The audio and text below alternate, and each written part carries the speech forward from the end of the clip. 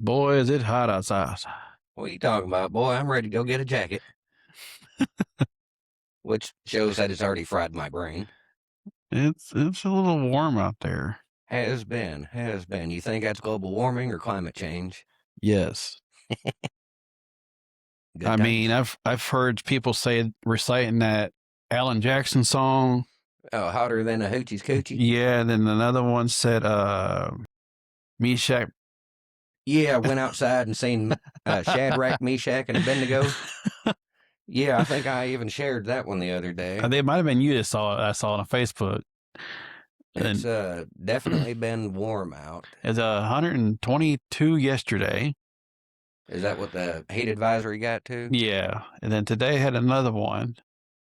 It's hot. I think I saw some Easter eggs hatching. I mean, it's words of wisdom. Drink a lot of water. Yeah, because even the AC is not getting cool. No, and that's what a lot of people do not get. Even the library says it's 72 degrees. Well, you work in automotive. Yeah. Your house units are a little bit different, but they have a lot more going on. But in automotive with modern technology and eco-friendly refrigerant. Yep. The best you can expect is about 30 degrees less than ambient temperature. I think ours at the shop today at 2:00. It's at 87 degrees. Mm-hmm. Of course, our shop's a metal building. Right. Of course, doors are opening for vehicles coming in and out. Yep. And just one door. Yeah, just one door going in and out. You figure we have anywhere from every hour on the hour, 6, 7 appointments coming in and out of that door an hour. So it's not staying. Yeah. You're almost better off to leave it open and put them little plastic flappers up there. Yeah, they're like the cooler for the coolers. Yeah. It's ridiculously warm in there. Oh yeah. They got I don't know, it's just ridiculous.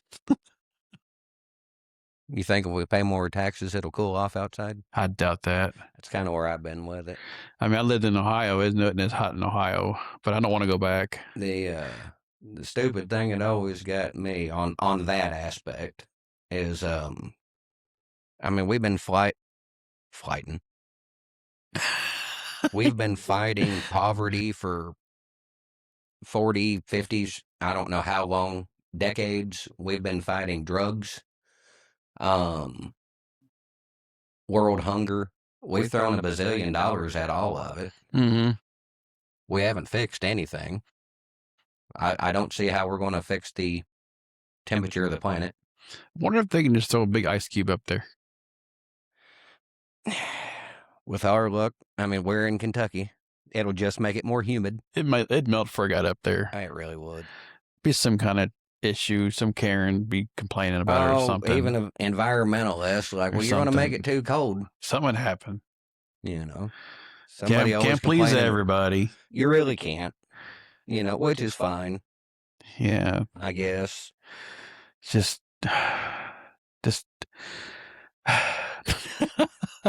Well, it's what I tell people. In the United States, as it is, you have the right to believe whatever you want, and I support your right to be wrong. Well, this is like, I got to tell a little story. A man named Jed. Yeah, it might have been the guy's name. I'm not 100% sure. I had a customer come in yesterday. So some of you may or may not know, I am a mechanic. Nah, don't sell yourself short. Well, I'm going to rephrase it. I'm a tech. If I was a mechanic, I get paid more. as I was told. Right. Customer states check engine lights on. Right. No. Light was not on. It said feels like it has a misfire surge and dies on the customer. Has 140,000 miles. It's a Hyundai. Right. Well, most of your Hyundais, you perform maintenance at 100,000. So I test drove it and I felt this surge in a little bit. I drove it. I drove it like you're supposed to. I get back to the shop. I pull the spark plugs out. They are black. Okay, let's start here. Right. So I go pressure some plugs. I charge an hour for the diag, an hour to replace the plugs. So 2 hours to replace them, it's $340, and the plugs are $30 a piece. Comes like $500 and some Nice. change, Nice. So the service writer went to the customer, and hey, at the same time, why don't we go ahead and throw some injector cleaner in there? We have some Justice Brothers stuff we can throw in there and clean them injectors out. So that's like $179 to do that. So Right. it's like $600 something dollars. Right. Well, she told the service writer, she says, and I quote a little bit differently because I don't remember exactly what it says. She goes, "Well, I'll just pay my diag and I can get it done cheaper somewhere else." Okay. Okay, bet. All right, cool. I'll put my notes in the system. I recommend the spark plugs. Blah blah blah. Have a merry way. So she Which is the customer's discretion. prerogative, Yeah, yeah. So I think about a couple hours went by. Service writer came back. I won't say her name. She's just, our service writer. She goes, so and so called, said that didn't fix the problem. Oh, what kind of spark plugs they put in? Right. And if they would have left it here, I did say let's start here. Right. It's a process. Sometimes At 135,000 miles. When I was diesel teching, it was during my tenure when Detroit went full EGR. Right. And that's fun. Like their early system, while it was a head scratcher, once we figured it out and kind of learned the nuances, wasn't terrible. But when they went full EGR, it came with a whole another list of problems. And I'm trying to remember what it was. I want to say it was a code 84. Might have been, don't quote me on the number, but it was a generic EGR code. It wasn't anything specific, just EGR problems.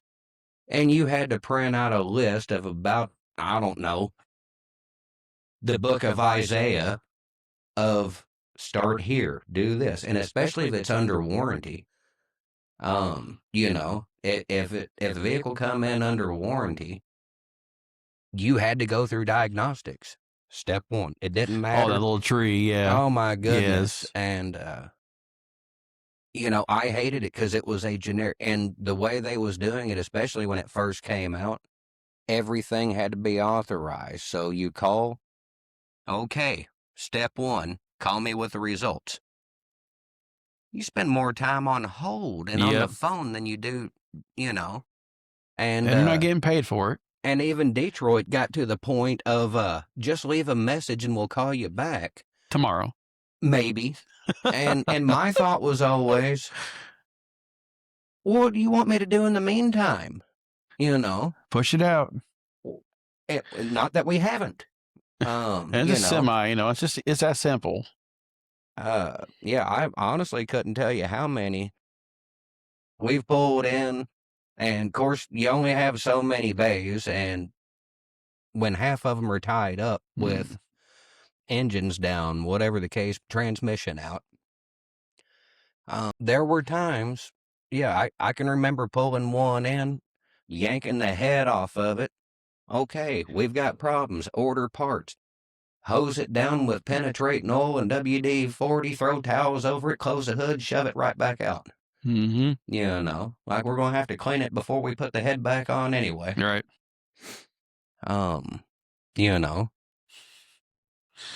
But yeah, it's one of them things, time is money, and I'm broke and running late. Pull the next one in. Yeah. So good times. So if I remember right, we were starting 3. Well, we kind of jumped halfway into 3. Yeah. And then I read the bottom of 3, and it was just too good to let it go. I agree. Because, the bigger point here has been kind of a focus on keeping your mouth, your attitude, your emotions under control. Yes. That is a terrible paraphrase, but that kind of has been the central message that we've been going over. If you act out of self-righteous indignation, that is not God's righteousness. And James does a pretty good job talking about such matters. Now, for the record, who is James? He's a prophet, isn't he? Theoretically, not that I'm aware of. This particular James, if I'm not badly mistaken, I might have to go back and read my notes again. is Christ's half brother, and very possibly one of the ones that when Jesus first started his ministry, said that he was not right in the head. Yeah. Yeah. See here. Yeah. So it kind of makes you wonder if James grew up with him, at least in some fashion, and then started witnessing all this, and to my knowledge, really didn't have his conversion experience until, I'm guessing, sometime around the crucifixion resurrection aspect. And then he's all in head first with both feet. I mean, do you think he was getting on the bandwagon or something significant happened? Oh, a little bit of both. Well, I mean, just like I said, stop and think about it. If you knew your brother was full of crap, that he was peddling snake oil, you know what I mean? Yeah. Like, you grew up with him, you would know if he was on the level or not. You know what I mean? And it's, don't get me wrong. Like if my brother started performing miracles, it would be a culture shock. I would have a time adjusting to such. But if I seen him nailed to a tree and then seen him walking around 3 days later, maybe he wasn't full of crap. But that's the thing that's always gotten me about the whole, the crucifixion story being a collaboration or whatever between the disciples. It's like, well, they got together and they planned this out. Like, well, they all died horrible deaths except one. Right. Like every one of them was martyred except John. But there are people that die for a lie. I'm not going to dispute it. How many people do you know that would willingly, knowingly die for a lie? Now, if you just happen to think and believe, like if you believe the lie, well, that's one thing. But if you knew it was crap, would you die for it? The moment pressure got on you, like if you tried to say, like, well, I'm just making this up at the top of my head. If you tried to say that you was the king of Siam and you knew better, let's say you was not losing your mind, you just wanted to convince people you was the king of Siam. The moment they started pulling your fingernails off, you'd change your mind. Yes, definitely. All right, fine. Well, and it's, but like I said, people will die and go through suffering for a lie that they believe. I just can't see it happening for one that they know is a lie. Does that make sense? Yeah. And James, like he was not on the bandwagon from the get-go. Something significant, I believe, took place. And same thing with Paul. I'm like, his career started with killing Christians. I'm going to say his trip to Damascus had to have been significant enough to go from killing Christians to being one of their biggest outspoken supporters. And what always went through my head is once he had his conversion, he went and met up with Peter and might have been James. Yeah, I think that's what it says here. Now think about this. Peter and James would have known that Saul was killing Christians. Like, hey, this guy wants a meeting with y'all. No. Yeah. I'm like, how do you really think it took a while to get the meeting set up? Or do you think maybe they had prior knowledge? Like, no, he's been converted. I don't know. Because if there was a guy out there that, he was known for eliminating guys named Ken. And he calls you up, like, I'd like to schedule a meeting. Like, I bet you would. I don't think that's going to happen. I'm good. You know, like, let me put you in touch with my secretary. I'll attend the next one. Right. You know. So, yeah, like, these are the thoughts that keep me out of the good schools. Says he was a son of Zebedee. Zebedee? Okay, this James, son of, that might be James. Well, it says there's like 3 different people. James, the son of Alphaeus, James the less, James the son, and then James the brother of Jesus. Right. Now, which one wrote this? Book of James. Okay, yeah, James the brother of Jesus wrote the book of James. Right. Okay. So he's the leader and the pillar. I'm trying to remember. Yeah, that's my note. Okay, yeah, so my notes is associating with this. That's right. Okay. So James, son of Zebedee, ain't that Peter's brother? He's one of the original 12 apostles. Yeah. Chosen by Jesus. Yeah, he's the brother of John and Peter. Okay. He is part of Jesus. So different James. Yeah. Son of Thunder. Jesus nicknamed the Son of Thunder because of the fiery temperaments. Well, Peter wasn't known to be the calm one. Yeah. So this one, he's the leader, did not believe in Jesus during the ministry because the central leader of the early church in Jerusalem after witnessing the resurrection. Right. The Apostle Paul referred to him as the pillar of the church. He also famously known as James the Just due to his righteousness. And my understanding is that he was probably, from what I've heard, never met the guy, but he was probably very in line with Saul. My understanding is that he wasn't a Pharisee, but was also very, very in tune with Jewish law, Jewish tradition. Mm-hmm. So he fully understood that Christ was the fulfillment of that rather than the tearing down of that, if that makes sense. Yeah. Wow, I just learned I got so much more to learn. That's the fun part of the Bible. Yes. Is if you think you know it, you better think again. Nah, never stop learning. It is like, when we first started this mission. Am I saying that right? My brain just went stupid. This mission? Calling? Yeah, whatever. My brain went. It's just God said. Yeah. How much have we learned? And speaking of that, Facebook reminded me we've been doing this for a year now. Has it been a year? It seems like it's been longer than a year.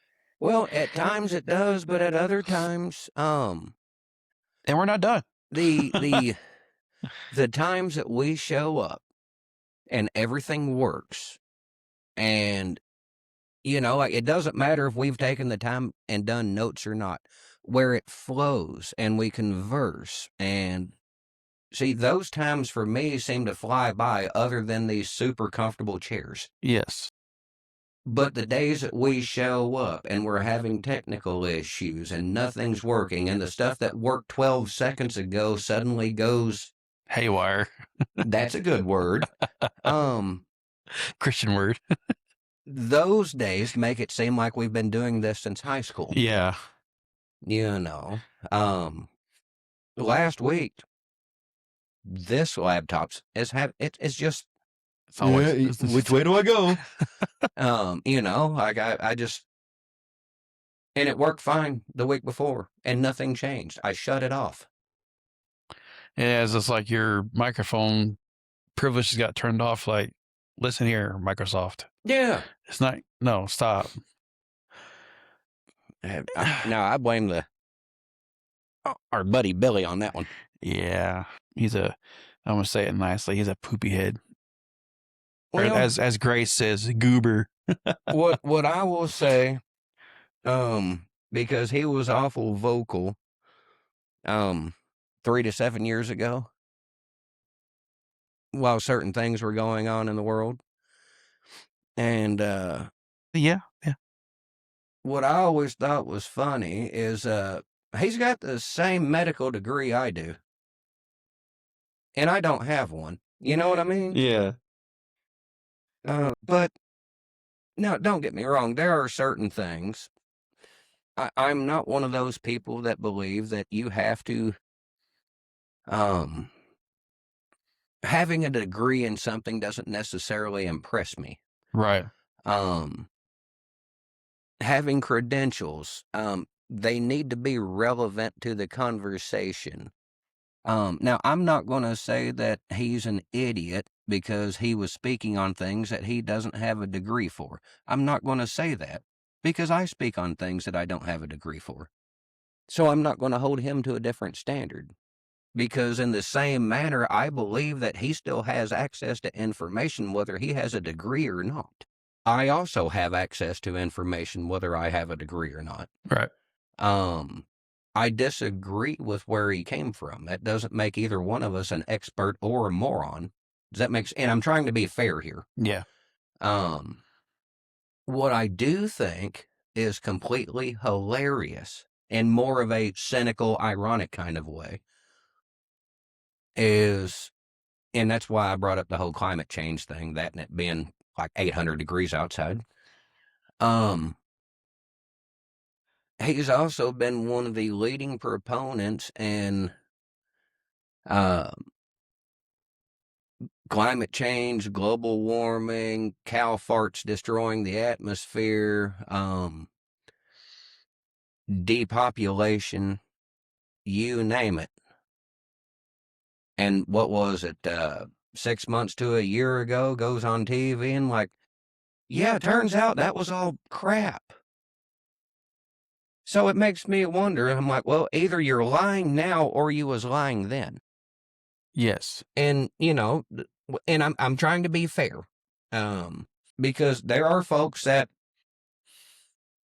they are very heavily climate change oriented, Right. and fine. Like I said, you have the right to be wrong. That's mean. I believe the climate does change. I believe that we don't fully understand it, and we're hitting a panic button that we don't fully understand. That will be a good, you know. But where I'm coming from with this is this guy has been treated as an expert as long as he says what you agree with. And the moment he changes, well, is he a traitor to the cause? Is he wrong? And I look at it from a different aspect. Like, he has said two completely opposing things. At some point, he was wrong.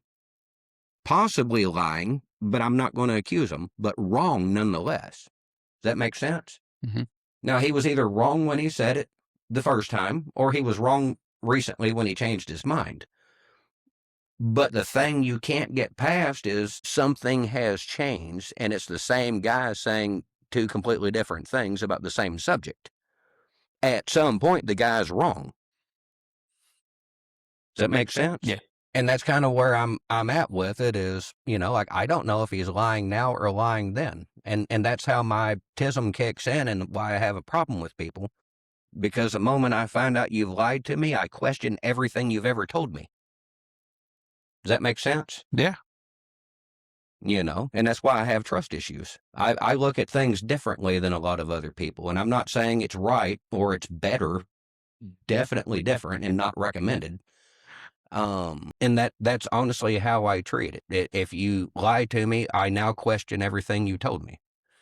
There are people that believe, well, you can tell a little white lie as long as you tell the truth when it's important. And my brain is the exact opposite.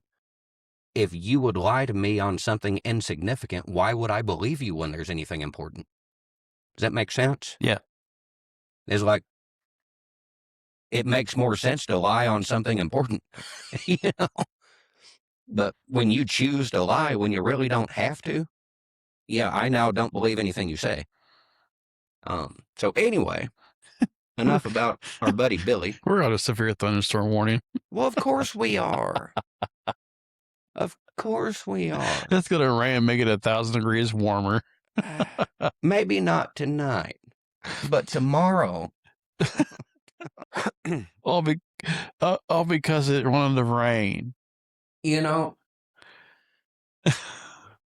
There's things that go through my head, and I hear people say, and it's usually about August.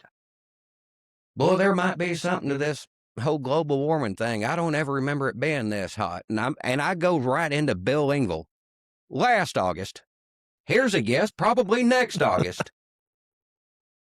Just step outside, wait 20 minutes. The heat index, I do believe, yeah, I don't know how accurate it is. Let's face it, whether it says it feels like 109 or 120, once you hit a certain number, it's hot. Does it, but me and my brother was doing a roof a block from here, like 15, maybe 18 years ago, during a 117 and 119 degree heat advisory. I'm not going to say that it hasn't been that hot, but I don't think it's been hotter. And that was like 18, 20 years ago. I would say I feel like it's been hotter since we were kids. We were kids. We didn't care. No, because we were outside playing in the mud puddles. Yeah. Waterhole, creeks. Whatever we could find. Yeah. Because we stayed outside. We played Nintendo when it was cold outside. And then we were outside until we froze. Well, not only that, but I'm not going to say we didn't have AC growing up. Because we did. Yeah. But a lot of ours were window units. And, money was not flowing from the heavens. So a lot of times the window units didn't go in until June. Yeah. Windows and fans. So window fans. Basically, yes. Yeah. I mean, it took me years to get where I could sleep without a box fan. And that's one thing I do appreciate about DG being about every 6 feet is you can still get an old box fan that rattles brand new. I don't think they move as much air as the old ones. No. But you do get the noise. Yeah. But either way, I can remember a lot of my childhood, especially in the summertime, is it was hot outside and it was simply cooler than that inside. Now, I'm not going to say it was hot because I don't remember, but I do not remember complaining about it being cold inside during the summertime. You know what I mean? As we get older and times have changed and this and that, and we're probably getting a little more coddled and used to our air conditioner. I'm trying to remember the first vehicle we got that I can remember that had working AC.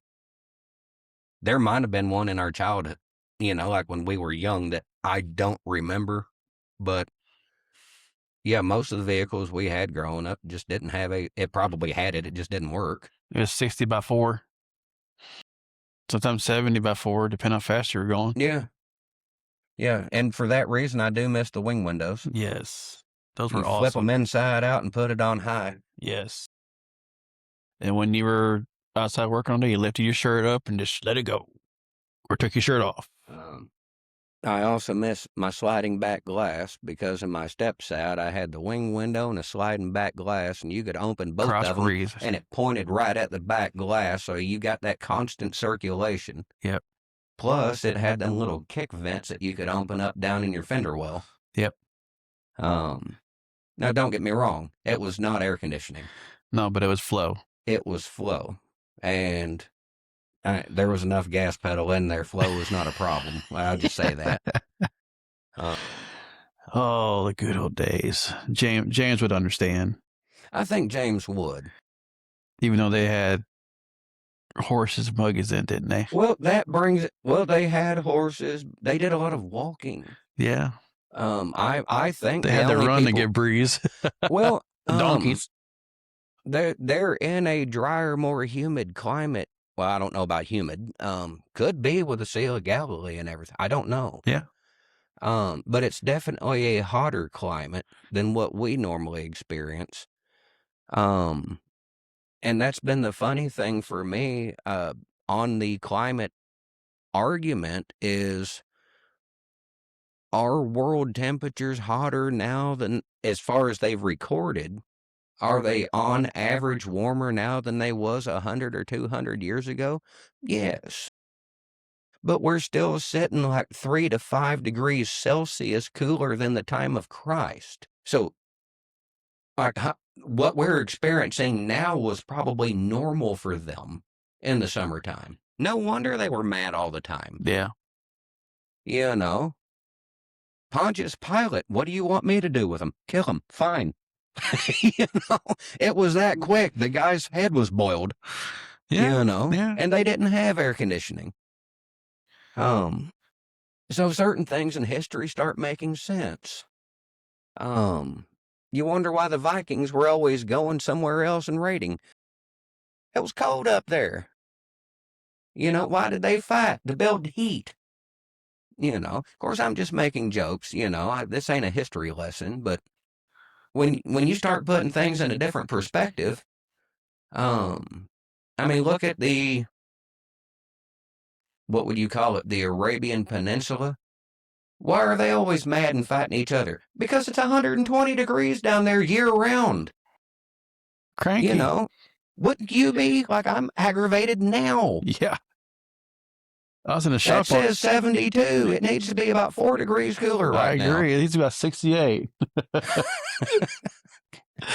But anyways. Seen something shiny and ran with it. Yes, we did. We ended up doing that. It's part of the tism and the. I don't have tism. I have. If you got a little tism, you can have a lot of fun. Go ahead. I got chase the squirrel syndrome. Imagine if the missus was here. We'd probably still be on climate. Well, we've been going back and forth on climate. Yeah, we wouldn't talk about it. We talk about everything and nothing. You know. Or she might have done slapped us on the wrist and told us to get back on the project. You know, it really could go either way. Yeah. You got to watch hers. I mean, there's times she's right on. There's other times like, hey, look, Christmas tinsel. You know. So last week, we touched into James 3. And,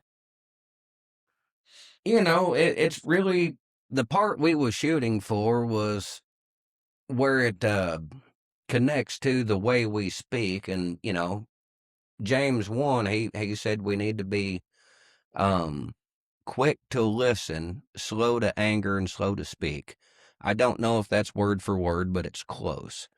Well, I thought the James 3, where he talks about like the rudder of a ship, it is a small portion. But just as that small rudder can steer the whole ship, your tongue, with the words you say about others and about yourself, can steer the entire course of your life. I have heard people say that throughout the centuries, one of the reasons that the Hebrew people have been successful, like they can emigrate almost anywhere in poverty, and within a generation or two, they are successful, is that they speak blessings over each other and their children. It's not constant curses and why are you an idiot? And, you know, they obviously never had to hold their flashlight for their dad. No. But, you know, but they constantly speak those blessings. And I do believe that there is a certain amount where that positive reinforcement would come into play. I also, you know, growing up here in the West, believe there's a certain amount of humility from backing the trailer in front of your dad comes into play too. Because you only get to do it wrong, maybe twice? Or back into the trailer to hook it up. I don't know how many license plates I've taken out. And then you're like left, right, and then you back up to it, and then you're like, why is this 5 inches away? Yeah, then you get then you get to it, and then you're like, oh, I'm right there. And then it's just, yeah, that video you see you're backing up to it. You're like, oh, this far. Then you get back in the truck, and you're this far. Like, what? I was just there. I don't put a lot of stock. Now, if you can get a backup camera that gives you a good view, you can figure out your angle. But It takes a few times to learn how to triangulate, if that makes sense. I've had to hook up to so many trailers by myself. Honestly, a lot of times what I try to do is find the center line of the tailgate. Yeah. Of course, the problem is, like, you're not sitting directly in front of the tailgate. No. So I will also go back, and if I've got a hitch, on the receiver, I will try to stand where I can look and kind of straight line where the ball is, where it would cross the tailgate to my line of sight.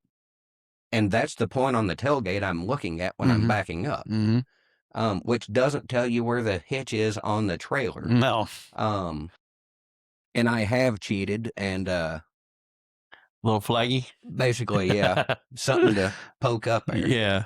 But I have gotten pretty talented at getting close. Backing up's like, okay, it needs to go over to the right 2 inches, back 5.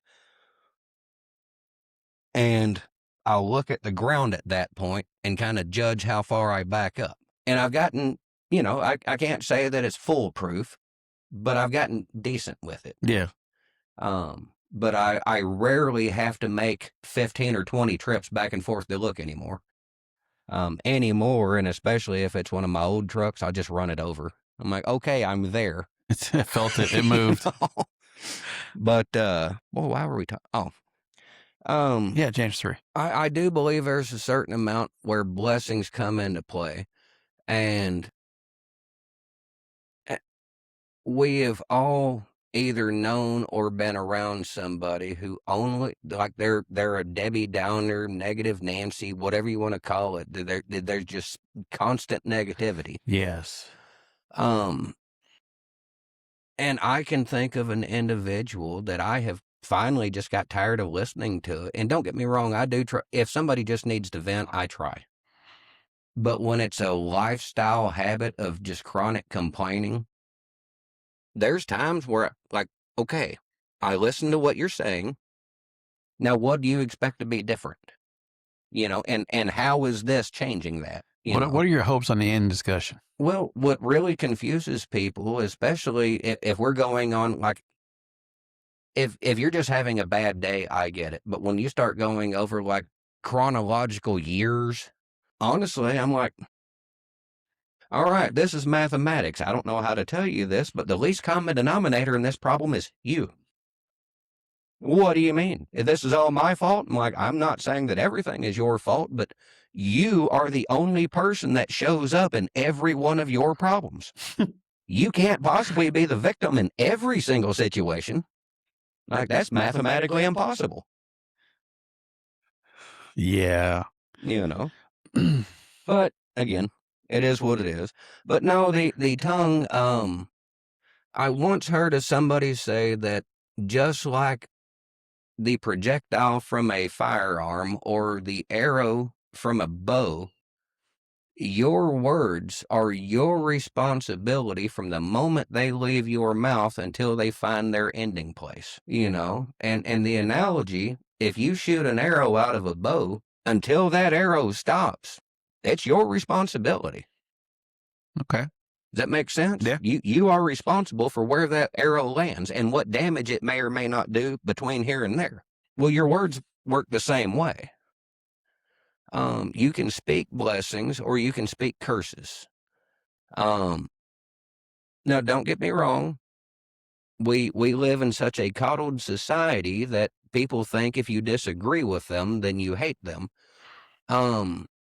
I would encourage you to read your Bible, because there are so many times that love is shown in a form of correction, which doesn't always feel good, and it's not always endearing at the time. Yeah, I know that feeling all too well.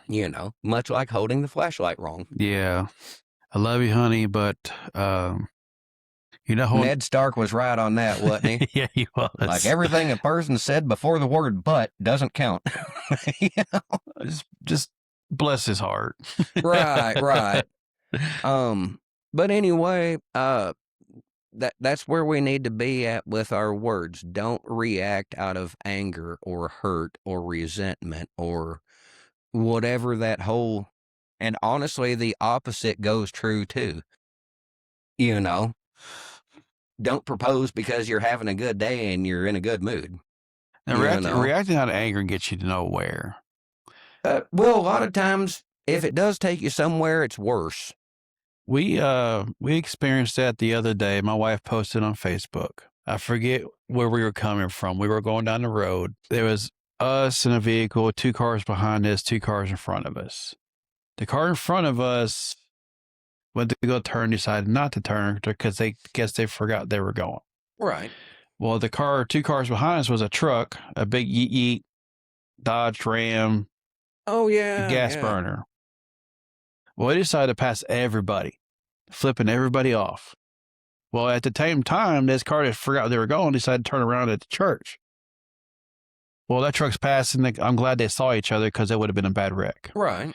Well, we get to the stoplight and we're behind that said truck and they're flipping us off. The passion princess is freaking making sure we see her. Right.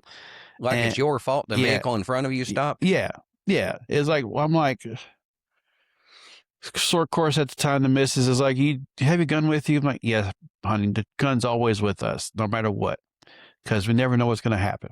Right. So I decided to. I think it was Ted Kennedy that said that's like, I believe that love is the answer, but you need a gun just in case. Exactly. So I decided to not take our road home, decided to go further down the road just to follow the truck and see what happens. So she's recording because we're hoping they do something else stupid. Right. So I'm following this truck and they're riding this motorcycle. That's a bright idea. Yes. And I hear the motorcycle. You can hear it. It's a loud Harley. You can hear it. I got the windows up. In front of this truck, you can hear him going back and forth, up and down, because, you can hear him. Right. I'm like, this guy's riding his motorcycle's butt like an idiot. Mm-hmm. So my wife posts on Facebook about this, and I'm like, this guy is angry over because of the vehicle in front of us. Right. And the purpose of my response here is they overreacted. Well, not only that, but I have had this conversation, and I know we're sidetracked here, but it's semi-related. Yeah. How often do you hear people complain, especially, and this is all about driving, and I'm going to say something that's going to upset a lot of people here, and I'll let you know when that bothers me. How often have you heard somebody complaining, well, they were going slow, I'm in a hurry, they weren't even going the speed limit? Okay, we've all probably said it. Mm-hmm. Okay, here's the thing that we all need to stop and relearn.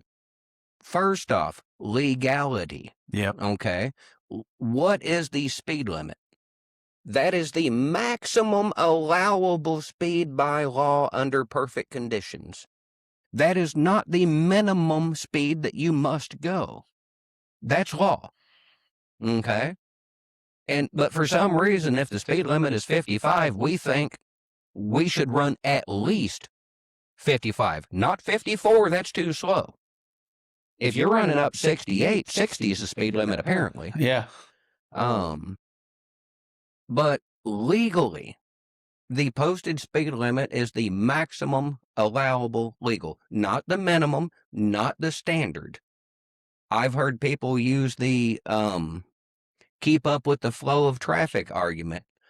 Legally, mostly in town, high traffic, major metropolitan areas, if you're on a 2-lane road out in the middle of nowhere, you can drive a tractor on it. A tractor cannot keep up with the speed of whatever everybody else is going. Most of them, I did see some now, the modern ones are hitting close to 30. Yeah, I've seen that. I think that's neat, but if you can ride a bicycle on the road, all you have to do is be moving. If you can walk on the road, it doesn't matter if your car is able to do 200. You can't do it. No. So the keeping up with the flow of traffic argument really only applies in high traffic, major metropolitan areas. Now, don't get me wrong. If there is traffic moving and you are doing half of traffic, you are creating a danger. Yep. But if traffic, if you are in a 55-mile-an-hour zone and traffic is doing 62 and you're doing 55, you're not the hazard. Nope. Now, the other part, that was the legal side. the moral, shall we say, or personal responsibility side, if you're in a hurry, that's your fault. That's nobody else's problem. You should have got up sooner. You should have, like now I get it. If you got an emergency phone call, emergencies happen. Most of the time when people are in a hurry, they're simply impatient. They didn't manage their time wisely, or they overslept. Then plan accordingly. Right. And that is nobody else's problem but your own. Plan accordingly and grow up. Yeah. The thing about it is that regardless of what speed I decide to drive, I can't dictate to you what speed you drive. Right. And that's where a lot of people are getting confused. If I'm doing 50 in a 55, you can pass. Yep. Or you can wait your turn. Or you can get up earlier. Whatever. And the same way goes the other way around. Not long ago, and I remember this vividly because it was one of them apostrophe moments. Going down Simpsonia Highway, I kind of am in a hurry.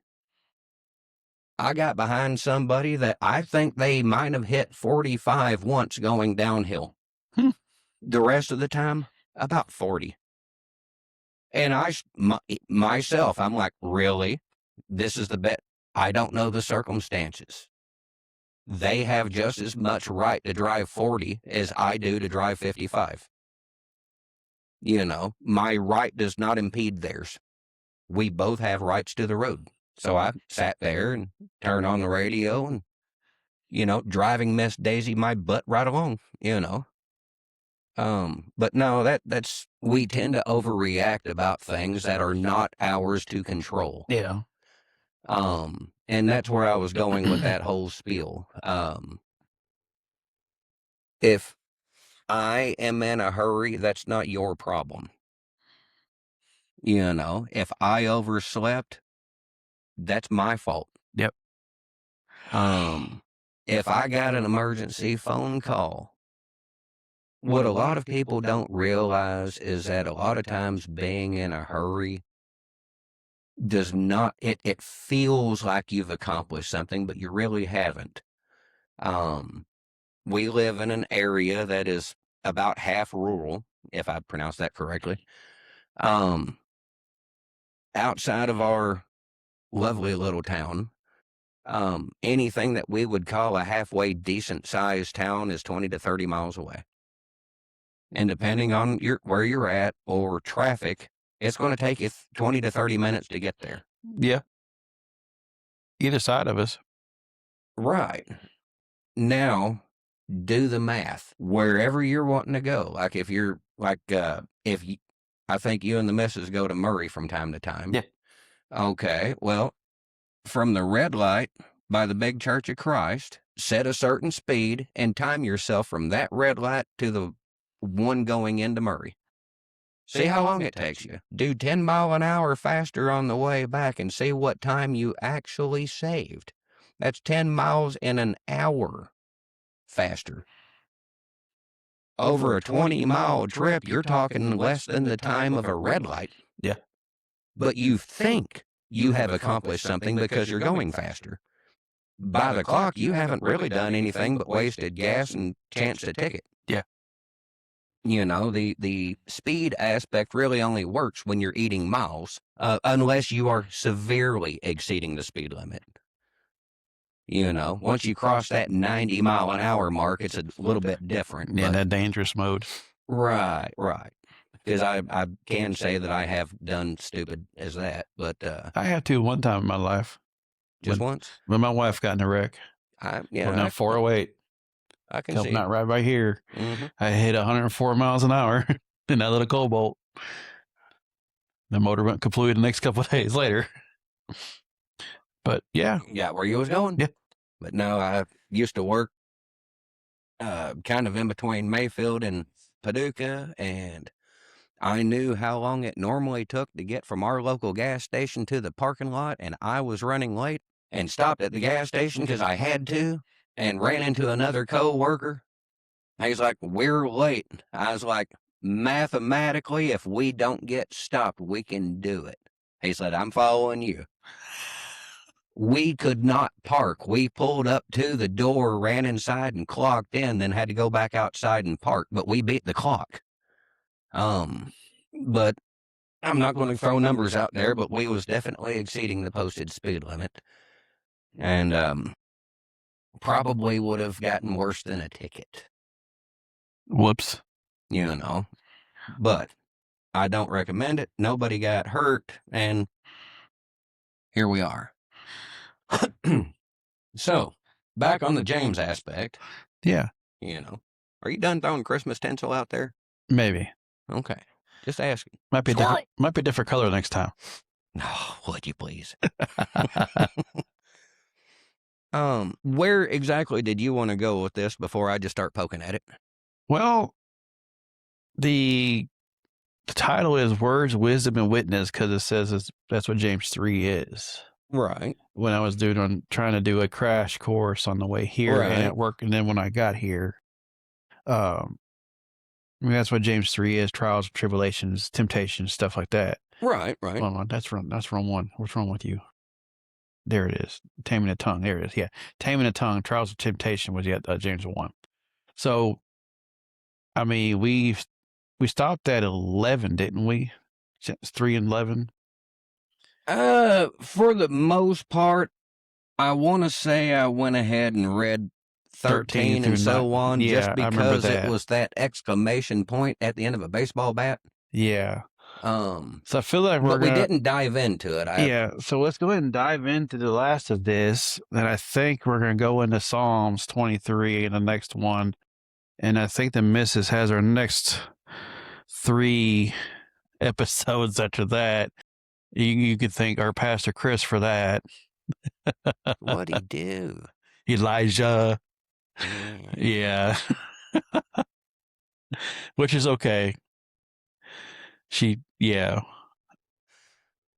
Is it Elijah or Elijah? I don't remember.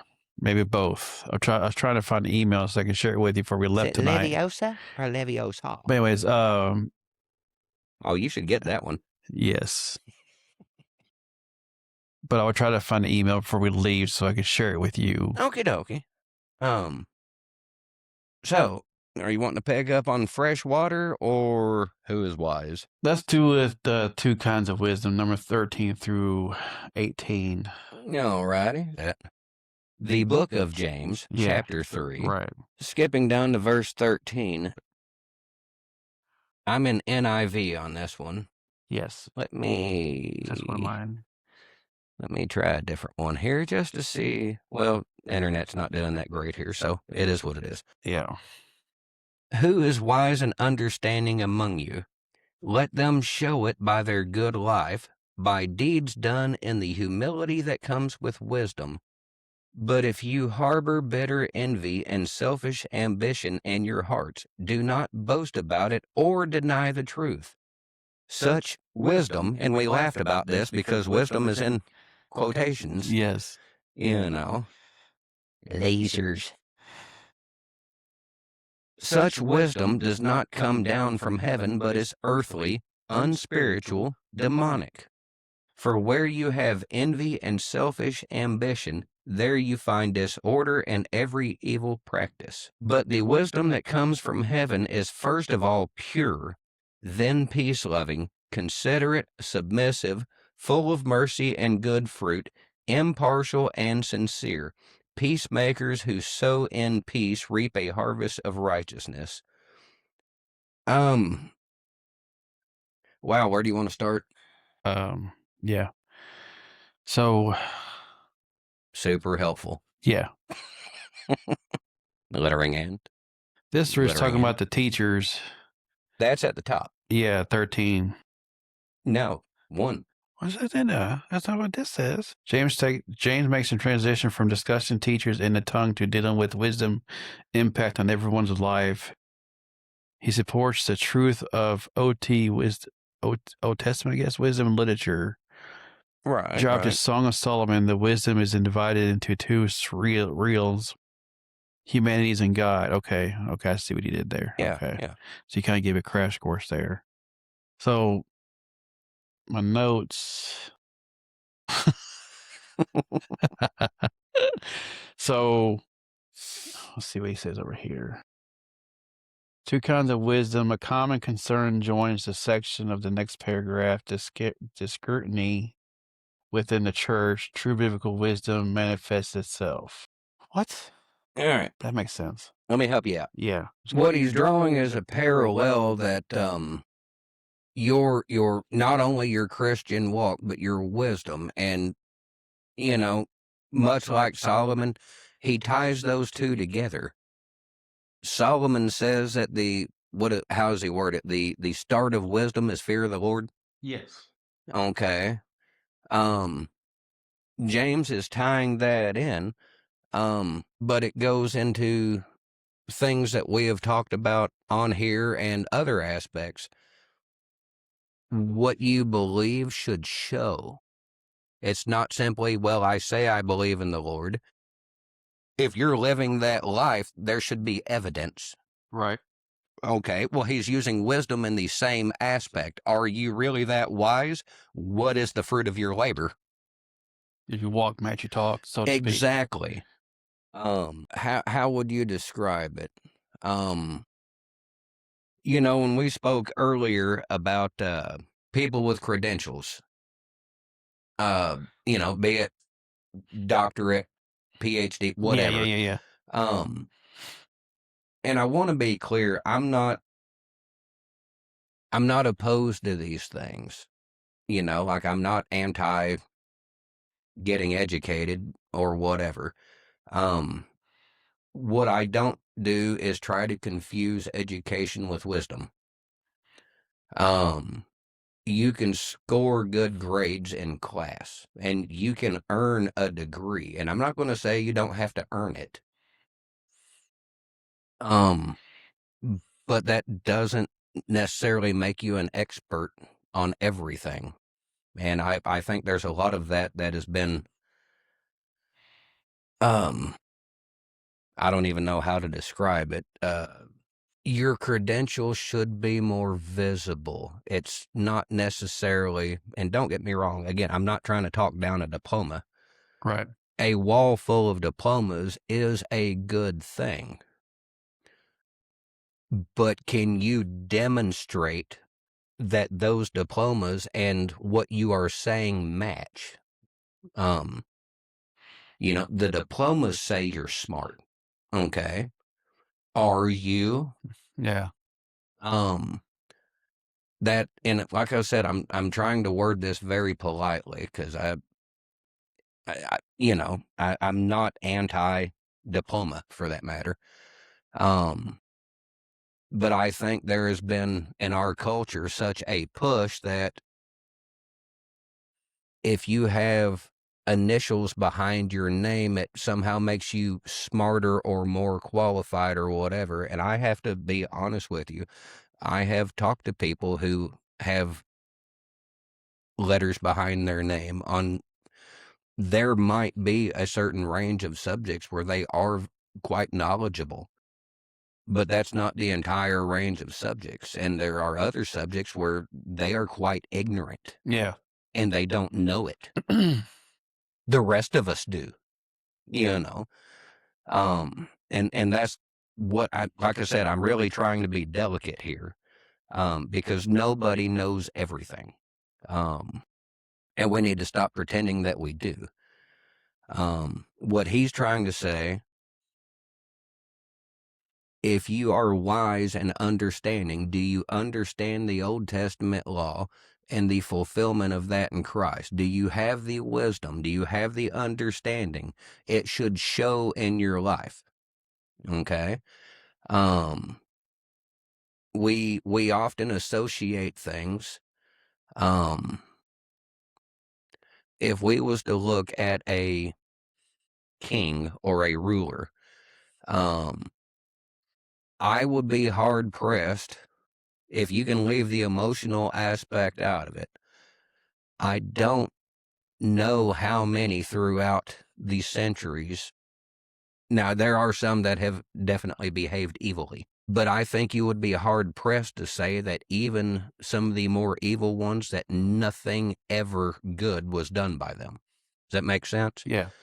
You have to weigh the whole thing. And I'm not, again, I'm still not going to say, uh, Stalin can't agree with, Hitler can't agree with, um, uh, well, Mao Zedong or whatever, General Mao, not a fan. Um, some of our more modern leaders, was it FDR that pushed the New Deal and like basically jump started the Social Security program and all that? I think he meant well at the time, but upon reflection, I don't think, now I'm not entirely sure what the right answer would have been, but, we're 100 years after the fact. It has problems, Yeah. you know. Um, and for the viewing audience, I want you to notice I'm trying to weigh that carefully, you know. I'm not simply saying, well, he was wrong and I don't like it, so therefore bad and him evil. There are more nuances to it than that. I don't know what his state of mind is at the time. I don't know that he wanted it to turn into what we see today. I have no way of knowing unless he wrote something that says, yeah, in generations, this is what we're going to be dealing with, and I'm all on board. But without that, he might have had very good intentions, you know. But same thing, like I have had mixed emotions on, and I'm saying this very carefully because I don't know the right answer. We had a slavery problem in the Civil War era and prior. I don't know what the correct manner to release the slaves and integrate them into society would have been. But obviously, pulling the plug and turning them loose did not, now I'm fine with them getting freedom and all that. Don't get me wrong. I'm trying to look at history from a fair perspective. Um, but there was a lot of hardship that came with that, a lot of unfairness and on their part. Um, you know, a lot of that resentment came out, and that's where the Klan came from. That's where the Crow laws come from. There was I don't know what the correct manner would have been. On one hand, you could think, well, would it have been better to do a more gradually stepped process that was set in law, not, well, we're going to make promises and never keep them. But I don't know what the right, maybe what they did was the right answer and it just had crap consequences for a period of time. Right. I don't know, but I'm one of those that I look at things in a different aspect and I try to think, well, was that the best answer or just the best they could come up with at the time? And that's how I try to view things. Either way, the point I'm trying to make on all of that is if you are professing to be a wise person and a godly person and whatnot, you're going to have bad days. Okay. But overall, is it going to show? And I think one of the better questions, and they actually made a movie about this, I think we were kids. If you were ever accused of being a Christian, would there be enough evidence to convict you? I would hope so. You would hope so, But what we find, and I think it's sad, the majority of Christians seem to be, I believe in Christ. And that's it. Well, you go to church on Sunday, or you go to church on Christmas and Easter. Are you one of them, what do they call them, the bunny hopping Christians? Well, and I'm not trying to say this in judgment, but to put on the title of Christ is to take him upon yourself.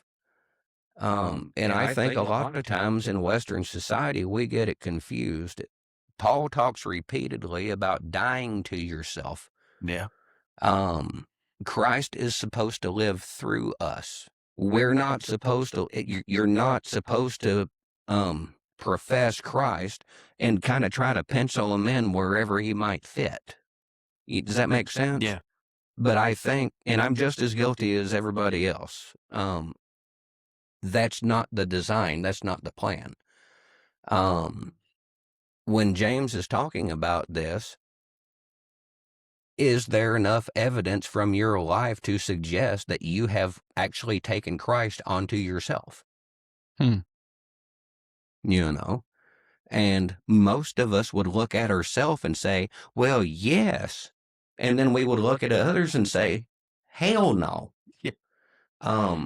The problem is, judge yourself in the same manner that you just judge somebody else. Look at yourself through their eyes. That's the whole pot called a kettle black. It really is. It really is. That's one of the reasons why I'm glad we're doing this lesson. It gets me in my own feels. Well, I don't know about all of the world. Right. I really wouldn't. That's bigger problems than I can deal with. We got time for that. But what I have noticed here in Western society is we have a huge problem. And there might be a term for it. I don't have a degree, so I'm retarded. Yeah. But we don't look at things evenly. We look at so many things from perspective. And I'm going to say this in a relationship manner, but I'm not necessarily talking about a romantic. I'm talking even friendship, business, whatever. We, a lot of times, view ourselves and our own actions by our intentions. And we will view others by their actions. Yeah.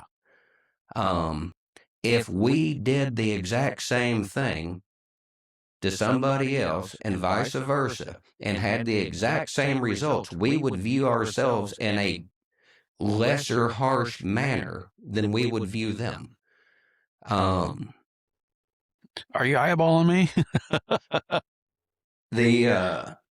Well, and that's the stupid thing is most of the time, and I say this honestly in the romantic relationship aspect, if you truly believe, how do I word? If you truly believe that you and your partner are looking at things evenly without, that you're not giving yourself grace that you wouldn't give them. Treat your partner exactly the same way they treat you. Yeah. And see if they like it. Yeah. The whole love thy neighbor type situation. Same concept. And I found my notes. It has been my experience that when you treat people the way they treat you, they don't like it. No. They tend to spit back. They do. And the problem is that even when you point out, I'm simply being the way you are, they don't think they're being that way. No. And it's a lot of times it's a matter of perception. Yeah. But it's also perspective. People rarely view themselves as the villain. Yeah. Victim all the time. Hero a lot of times at the same time. You talk to people, you spend time talking to people, they will cast themselves as the villain, as the victim and the hero in the same story. Yeah. At the same time. Yeah. Yeah. But never the villain. Yeah. It's weird, isn't it? Yeah. But all that, and like I said, going back to James, are you living your life in a manner? Like, have you taken Christ onto yourself? Does it show? All right. Now, I will throw a caveat out here. Christians are going to screw up. Yes. We're not going to get every moment perfect. Yeah, we're not perfect. We're going to misspeak. We're going to act out. We're going to show our butts a little bit. We're not supposed to, but we do. Sometimes more than others. Sometimes. If, and I say this for any possible agnostic or atheist listeners, if that one time they screw up, or we screw up, if that is going to be the judgment upon their whole life, the one time they screw up, what's the one time of your life we get to use? Right. You know, do you want us analyzing your achievements or your failures? You know, because let's look at this and be fair. Now, getting into verse, he says in verse 13, let them show it by their good life, by deeds done in the humility that comes from wisdom. So, if you profess yourself to be wise, do you need to go around telling everybody how smart you are? No. Well, that wouldn't be very humble, would it? No. That's boasting. The part that always got me on a lot of this, and I get tickled, it doesn't matter what when people talk about how smart they are, how good they are, how bad they are. What always gets my favorite is when you have a young man who's, I'm a grown-ass man. I laugh. Are you? You know, because in my head, a lion will never have to tell you he's a lion. No. If you're a grown, responsible man, nobody will think you're a kid. No. If you're acting like a grown, responsible man, nobody will treat you like a kid. If you really are as smart and intelligent as you think you are, you won't have to reiterate what your list of diplomas is. You'll be wise and people will know. The more you have to press your credentials, the less credibility, in my opinion, in most circumstances. You know, because like I said, a lion will never have to tell you he's a lion. You know, lion don't even have to roar to tell you he's a lion. No. Lion stands there and you're like, dang, that's a lion. You know, would you ever confuse a lion for a salamander? No. Would you confuse a lion for a tiger, for that matter? No. No. Why? Because a lion will never have to tell you he's a lion. All right. You got any notes on that, or rattle on? Let's see. 13. Show them why our tongues are as wild and is a wisdom problem. A toxic mouth is just a symptom of earthly selfish wisdom. In the heart, heavenly wisdom produces peaceful words. I mean, that's a lot. It is. A toxic mouth, I mean, like we was talking about that. So that's a potty mouth. Yeah, that's like that truck that passed us. Yeah. We could see their mouth move. We couldn't hear what they were saying, but Right. that's a toxic mouth. Pretty sure it wasn't speaking blessings and encouragement. It was encouragement, words we didn't need to hear. Right, right. Places you might want to go. Yeah, probably. But still, it was selfish wisdom because we were following traffic. Right, right. And this can go with any situation.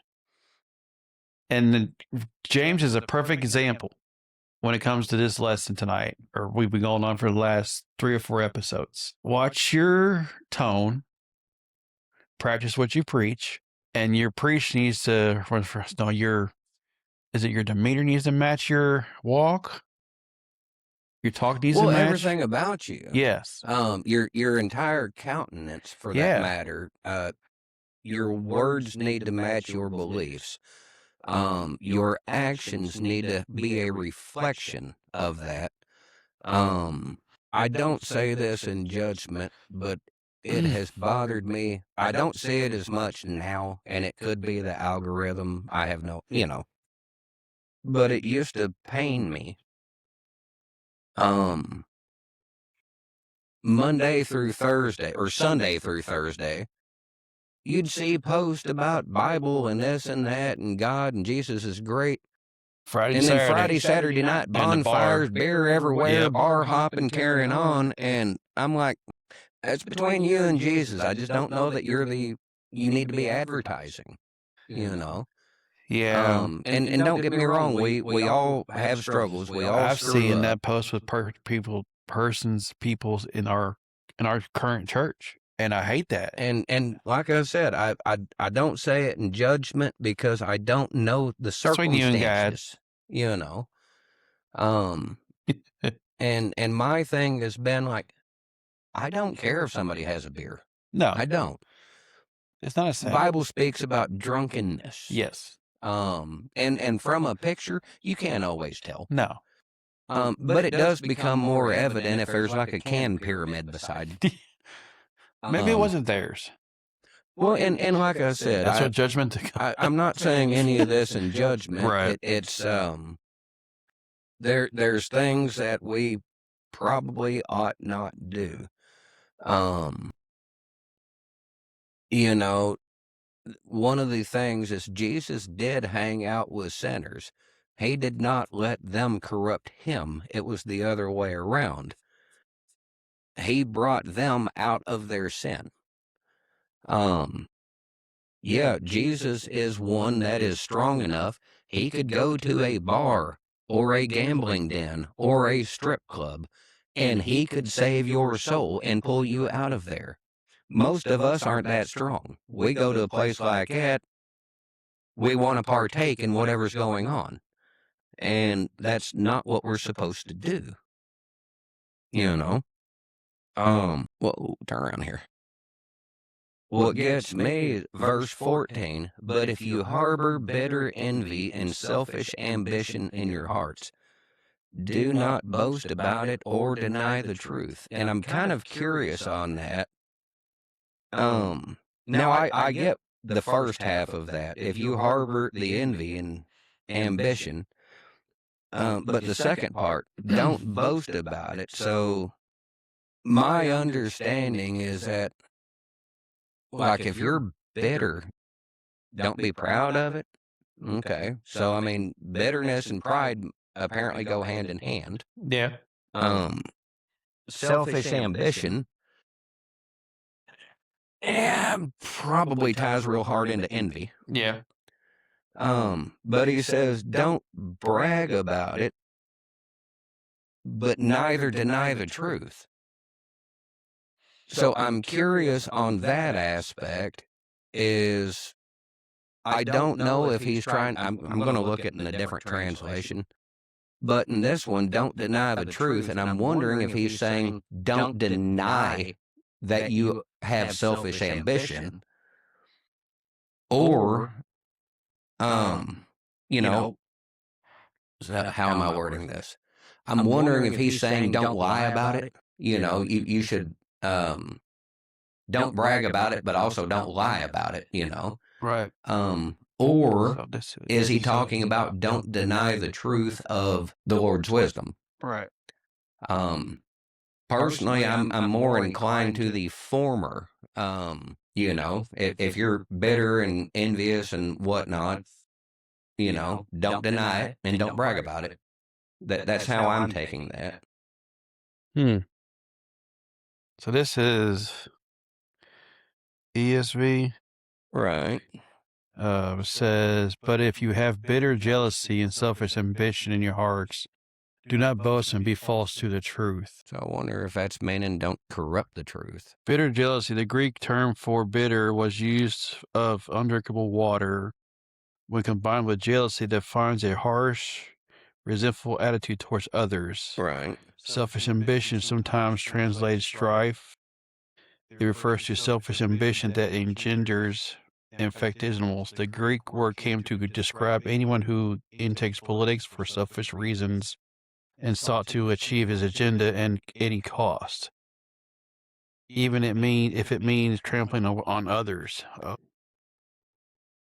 I'm looking at it in the Geneva, verse 14. But if ye have bitter envying and strife in your hearts, rejoice not, neither be liars against the truth. So the way it's worded, it sounds to me like don't lie about it. Right.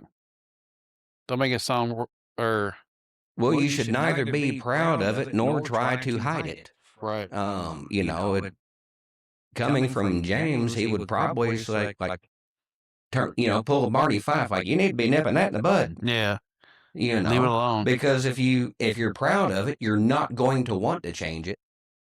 But if you're trying to deny it, you're hiding it, so you don't want to fix it. That's where I'm getting out of it. Verse 15, such wisdom does not come down from heaven, but is earthly, unspiritual, and demonic. So envy is not a heavenly trait. Right. Nor strife, spite, selfish ambition.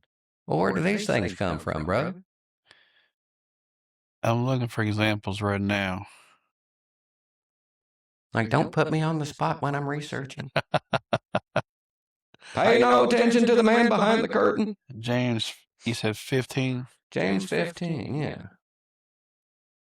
Got our wisdom in quotation marks. Wisdom in quotation marks. Yeah. So again, in the Geneva 14, but if ye have bitter envying and strife in your hearts, rejoice not, neither be liars against the truth. Verse 15, this wisdom descendeth not from above, but is earthly, sensual, and devilish. For where envying and strife is, there is sedition, and all manner of evil works. That was verse 16. Yeah. Yeah, so this one does three, so both of them. The wisdom of the world was spawned in the bosom of promises, knowledge, but produces disobedience, seek to please itself instead of pleasing God. So pleasing yourself instead of God or the person. Right. So that would be wise in quotations. Like follow your heart. Yeah. Ooh. Live your truth. And do what makes you happy. And the heart, yeah, and that's why the heart is a dangerous thing to follow. We did a podcast on that one too. I think we've smacked that around quite a bit. We might need to reshare that one. Goosebumps. There's some of this, like I have mixed emotions because there's certain aspects of this I don't think can be said enough. Right.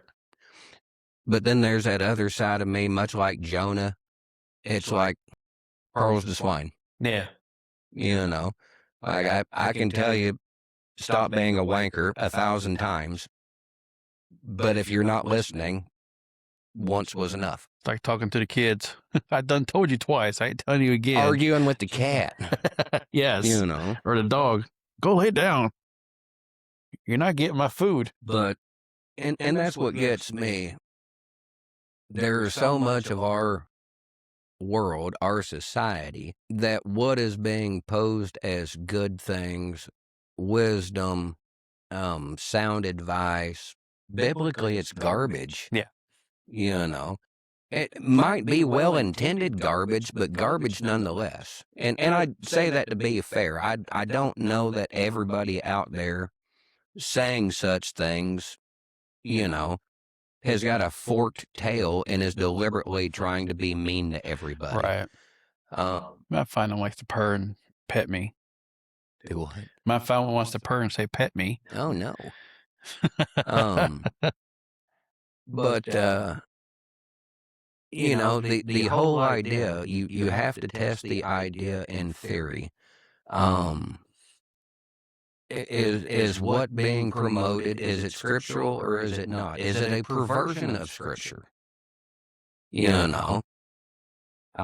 it taken out of context? Is there context added that wasn't originally there? Right.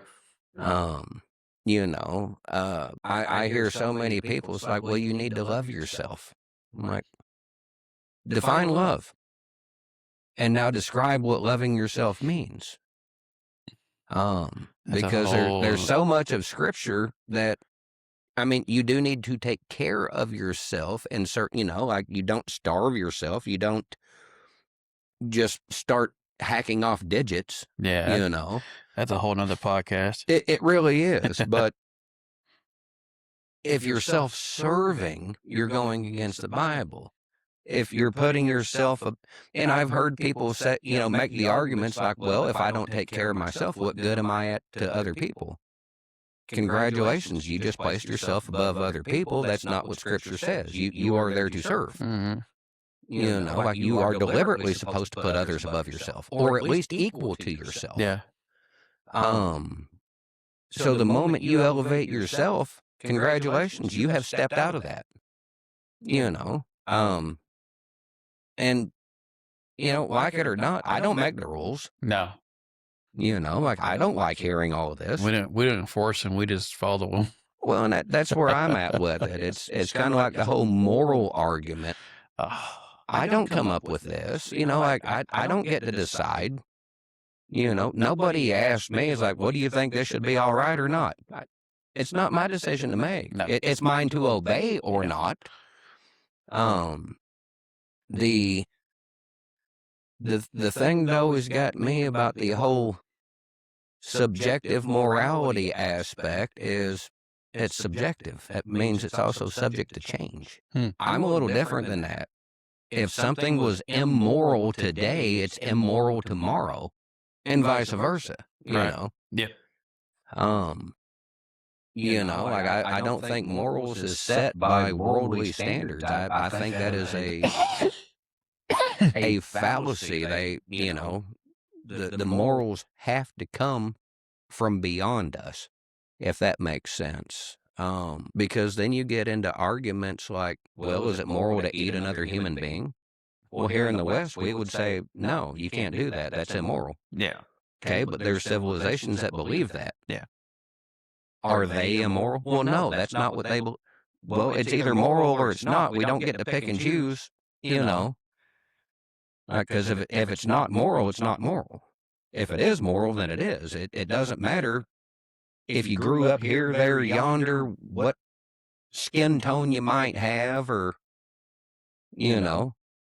whether you're religious people wear a big funny mask or shave the center of their, like none of that matters. It's either moral or it's not. I don't know. Another day in paradise. Boy, it really is. It really is.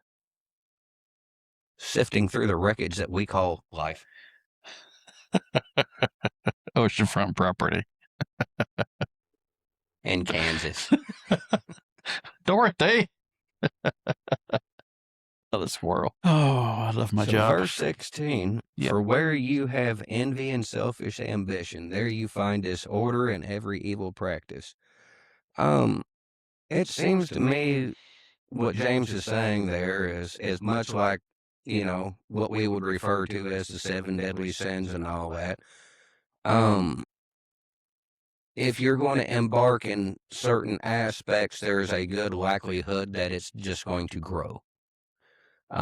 If you are self-serving, how would you describe that? Is it described like an addiction that gets worse, or maybe a river that starts out as a stream that turns into a gigantic ocean, flood, whatever? Right. Yeah. But what I can say, in my experience, he is correct. Where there's been envy and selfish ambition, there's definitely been disorder and other evil practices. Verse 17, but the wisdom that comes from heaven is, first of all, pure. Then it's peace-loving. So he's saying, first off, it's pure. I'm assuming this is one of them times where we need a more biblical definition of pure than a worldly one. Yeah.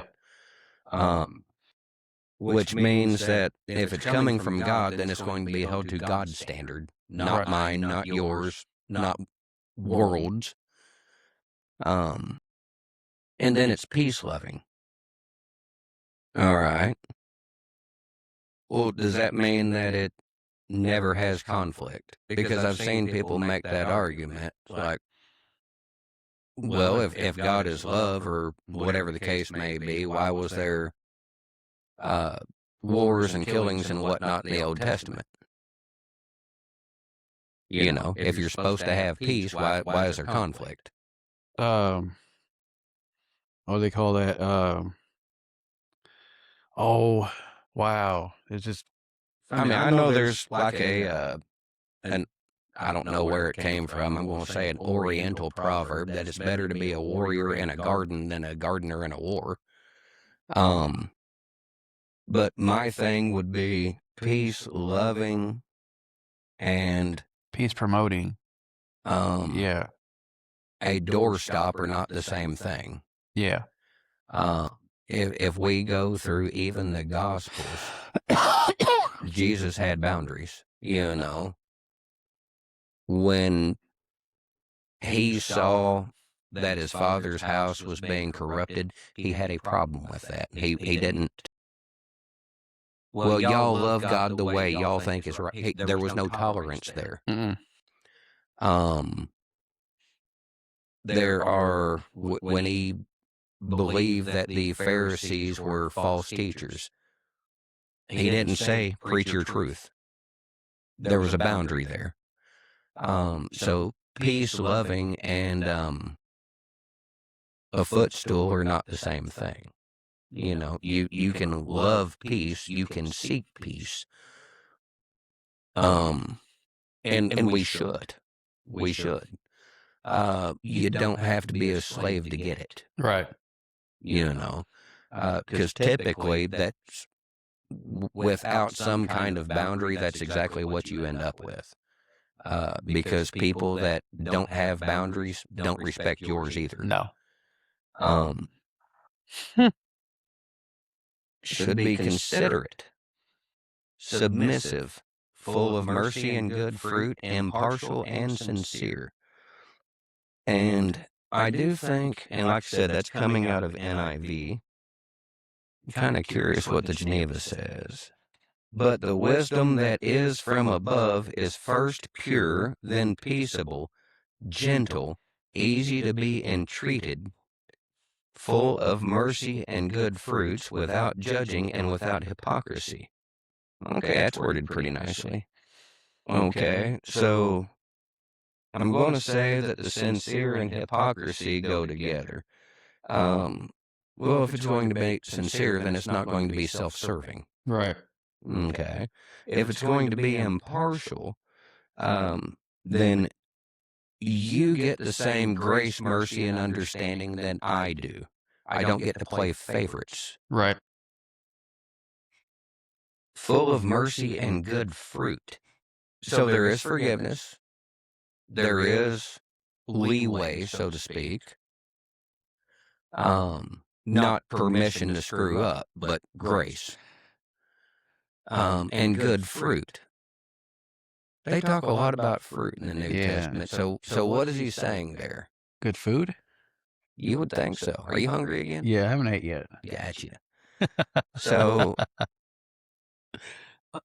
the fruit most of the time is described as good people?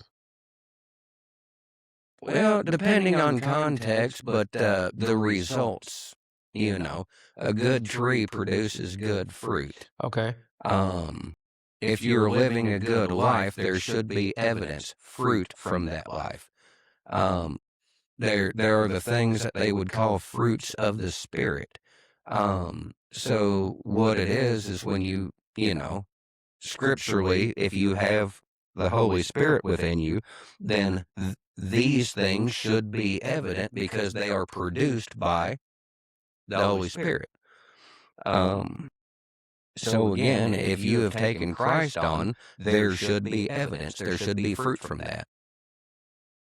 If you are showing godly wisdom, it should show. Submissive. That one there, again, I don't think that is the whole footstool aspect. Let me check the easy to be entreated. What I'm going to go with there is not submissive in a subtle, demeaning type manner. We are supposed to submit ourselves to the Word. You know, as we spoke earlier, deny ourselves, crucify the flesh. There are aspects where we are supposed to submit ourselves to either, I know a lot of people use this in a wrong manner, but God's authority, church authority, our boss, whatever the case may be, there will always be some manner of authority over us. You know, no duck is an island. No. So as believers, there are degrees, and I say this very carefully. There are degrees that if you are a member of the local church, then there is a hierarchy of authority in and of the church. But as a believer, you're also under the authority of God, Holy Spirit, Jesus, Bible. When you are at work, unless you are the CEO of the company, somebody is your boss. They have authority over you. Right. If you are married, both husbands and wives have an amount of authority in different contexts. Right. Where one is in authority, the other one should be submissive. And we should learn what those roles are and what those places are. Completely different podcast. And the reason I'm saying all that, again, is the message here is submissive is not footstool. No. It's not pushover. It's not doormat. It's not lapdog. A lot of times submissive is surrendering to yourself. Or shall we say surrendering yourself to the word. Now we have entirely too much surrendering to ourselves in the world. Yes. Yes. This peacemakers who sow in peace reap a harvest of righteousness. I have nothing else. Let's see here. Bring up. I had my other laptop died. So 17. Do we need to give it a military burial, or No, can we do it Viking style? I'm just don't want to plug it in. Too much Gotcha. distraction.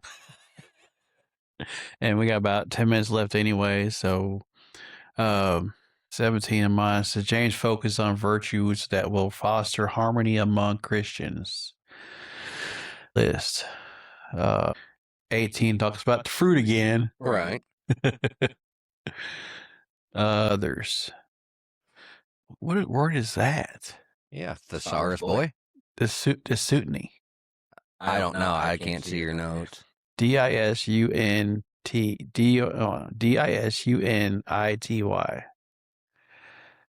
On a Yeah.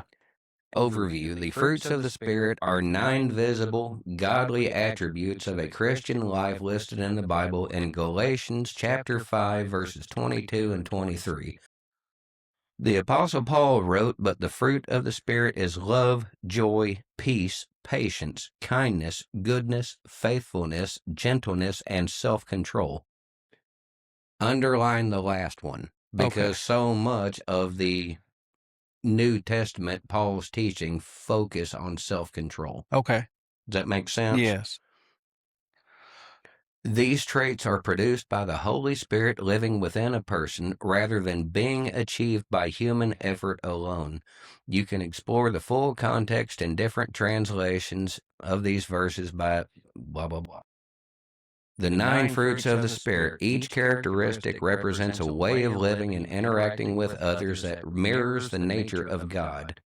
Love, an unselfish, loyal, and benevolent concern for others.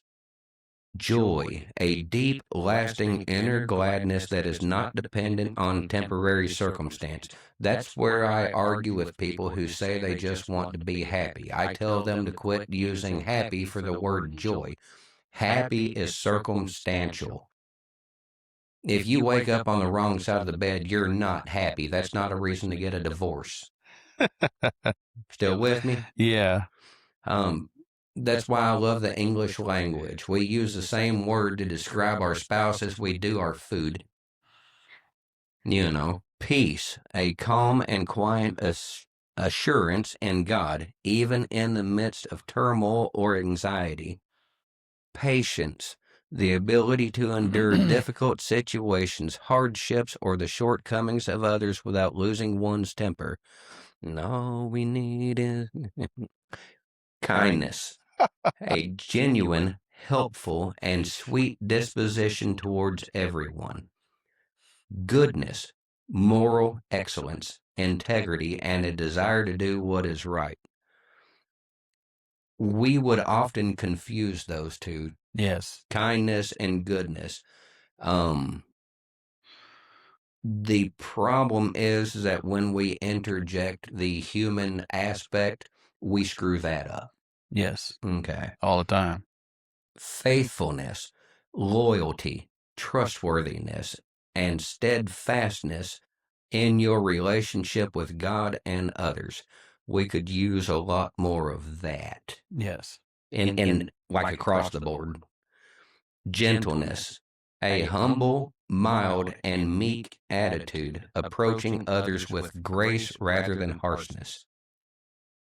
So, starting every conversation with, listen up, forkers, probably not the best route in every, No. um, self-control, the discipline and restraint over one's own desires, emotions, and actions. Well, what is that? Restraint over one's own desires. So selfish ambition, envy, emotions, or speak out and lash out in anger, that fit in there anywhere, and actions.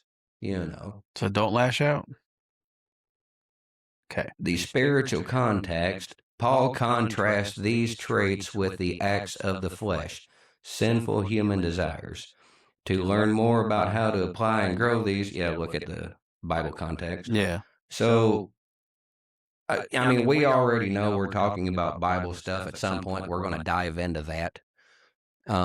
But for the sake of this, because the fruit kept getting brought up, that's why I wanted to, that's what he describes as actual fruits of the Spirit. Yeah. And I want to be clear, I'm not saying that somebody can't be polite or gentle and be completely atheist. Right. I'm not saying that. What I am saying is I don't know that anybody can complete that list a majority of the time without it. Stranger things have happened. I don't know. But, and honestly, I will agree with the atheist. A lot of times Bible people are their own worst enemy. Yeah. I agree with that. I don't like it, but it is what it is, and we all need Jesus. Yes. Jesus. And Mark would say. First time or two. Boy, I like to have stuck to the ceiling like a cat. Scared me to death. First time my daughter came, I warned her. I was like, we got a guy that likes to shout out Jesus. She's like, okay. I'm like, no, shout. You'll know it. First time he did it, I think she rose off the chair about that high. She didn't yelp or nothing, but it did startle her because I think he happened to be like right behind her. That's even better. Oh, yeah, that was great. And she just kind of gave me a look, and I'm like, told you. Like, why I wasn't expecting it? You never are. No. I'm like, he does it. That's, there's no sleeping in our church. No. Now Grace does it. We'll say, you want to pray? And she'll say, Jesus. I love it. Oh, yeah, it's great. It's great. No, good stuff. But no, we, it's always important to remember that as believers, there should be evidence, Yes. Yes, our faith should be a personal thing. That is correct. But if there is no evidence, I don't think we're doing it right. Yeah. We're missing something. Jesus. Yeah. And a lot of the biggest part of it. Like I said, that scripturally, what comes out of the mouth is the overflow of the heart.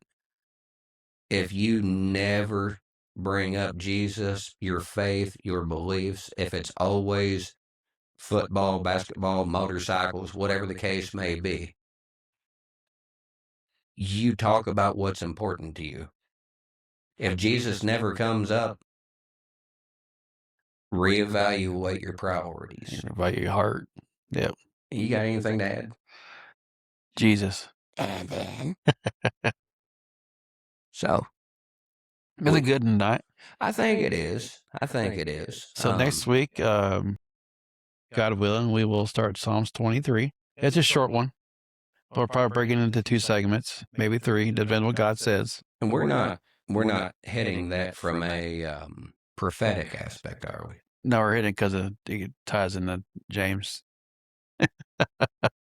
Just double check. Because, the dream I had, yeah. Then the next day, or the dream I had, and the next day I heard that song. Yeah.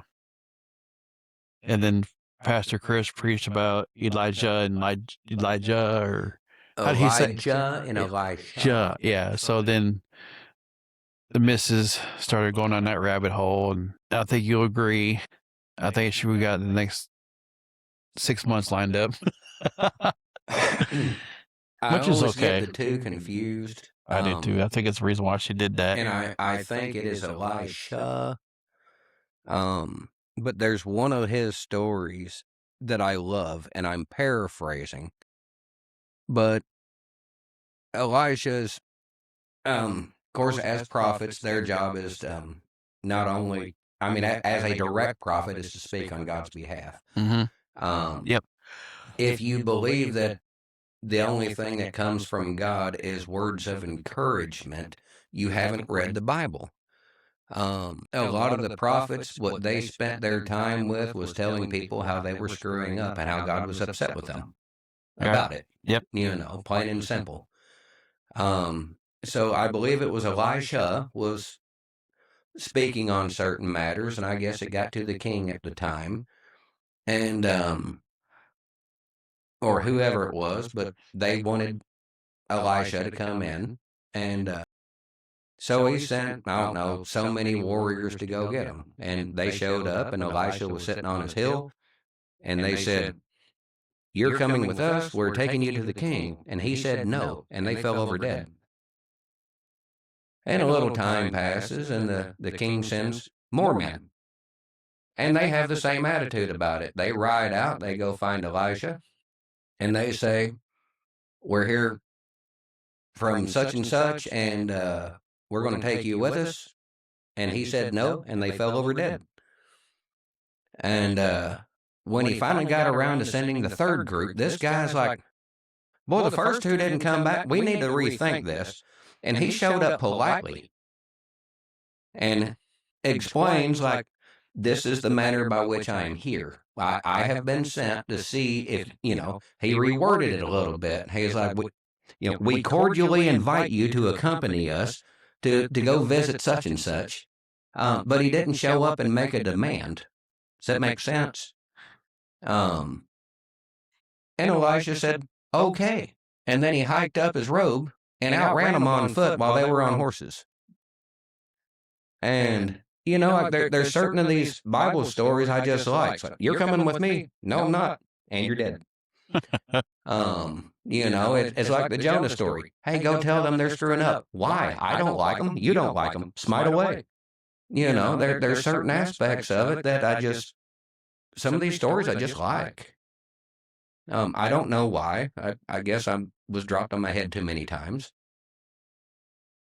Or not enough. Debatable. Be nice. We still figure it out ourselves. Hey, fruits. Yeah. Water your fruit, man. But yeah, so unless God tells us otherwise, diving into Psalm 23 next week. Yep. So, are you ready for what would they call? I know this is a 250. Is there like a, because you get a centennial and a bicentennial, is there like a deuce and a half word, or 250 is all I know. Yeah, I didn't know. I haven't heard of anything.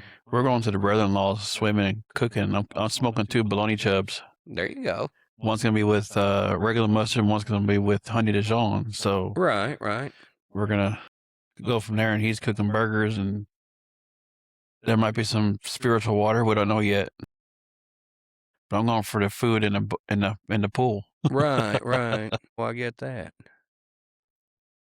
All righty. Alrighty then, but anyway, everybody, return with all of the same digits that you left with. Yep. No new ones, no old ones. No fewer, no more. We will see y'all next week. What is it that they used to tell us before we was out racing cane? Neither add to nor remove from the population. Yeah. Yeah. Yeah. No more kids. They're expensive. Whether they're yours or not. Yeah. No, your friend cannot move in with us. Oh, the good old days. Yeah. Anyways, we'll. So y'all have a blessed week. Enjoy the holiday. Y'all pray for us, and we'll pray for y'all. And God's definitely bless the ministry, and all good things come to end. Don't want to say that. All good things are coming. Yeah, that's the word. Man, I say stuff off the wall. I got 3 of them in here. I'm proud of you. Didn't have to take your shoes off or nothing. No, I didn't. Because if I did, I've been here rest of the night, put it back on. Whew, what was it? And I had a shower too. Is it that bad or just that much foot and that tiny of a shoe? Just that far to bend over. Yeah, I get that. Yeah. We will see y'all next week. Y'all have a blessed week.